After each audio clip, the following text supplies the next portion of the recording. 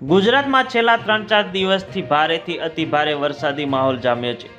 ત્યારે હવામાન વિભાગે આગામી 27 ઓગસ્ટ સુધીની ભારે વરસાદને લઈને એલર્ટ જાહેર કરાયું છે.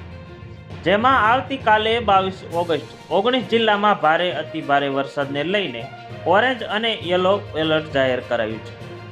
ચાલો જાણીએ કે આ કેવા શહેર વરસાદી માહોલ છે.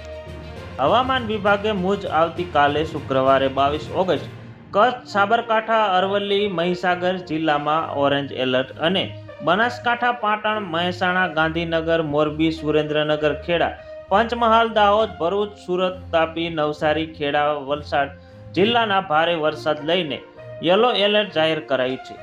રાજ્યમાં આગામી 23-24 ઓગસ્ટ દરમિયાન 15થી વધુ જિલ્લામાં ઓરેન્જ યલો એલર્ટ જાહેર કરાયું છે.